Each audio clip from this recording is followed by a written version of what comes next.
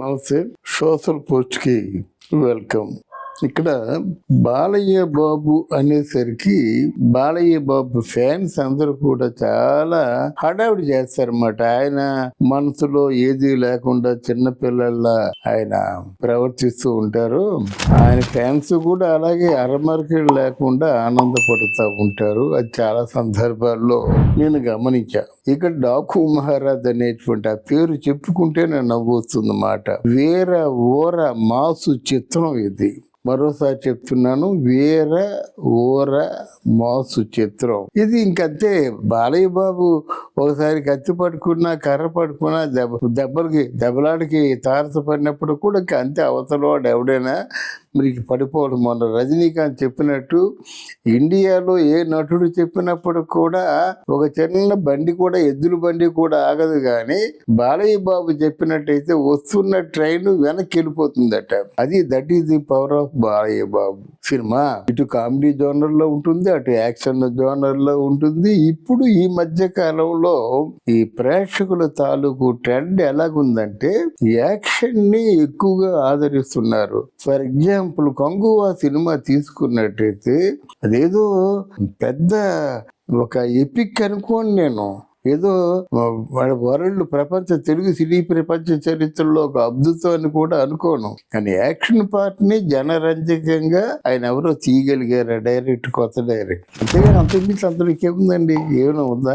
ఇకపోతే బాలయ్య అంటే అక్కడ బాబీ అని చెప్పేసి డైరెక్టర్ ఉన్నాడు. ఆయనకి సమర్థుడు. సినిమా కథని అర్థం చేసుకుంటాడు, కథని కథగా చేస్తాడు, వాళ్ళ బాడీ లాంగ్వేజ్ తగ్గట్టుగా సన్నివేశాలు సమకూర్చుకుంటాడు.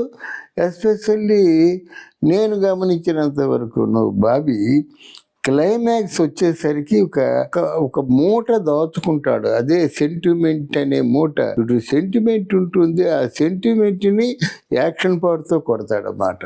అక్కడ ఆయన సక్సెస్ ఉంది.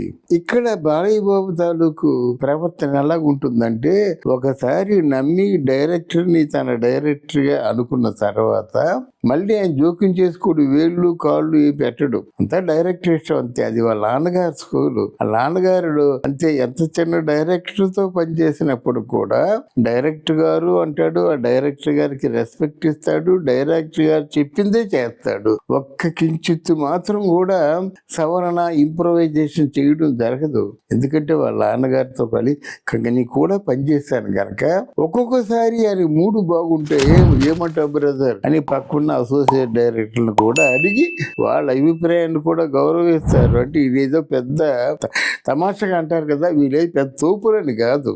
అంటే అసోసియేట్ డైరెక్టర్గా కూడా వాళ్ళని ఎంకరేజ్ చేద్దాం ఉన్నటువంటి దూరదృష్టితో అలా చేసేవారు. అదే నేను చెప్పదలుచుకున్నాను, నవ్వు వచ్చింది. ఇక్కడ ఈయన కూడా అంతే. గనక ఎప్పుడైతే డైరెక్టర్ ఫ్రీ హ్యాండ్ గా ఉన్నాడో అప్పుడే మంచి సన్నివేశాలు రాయగలుగుతాడు, చూడగలుగుతాడు.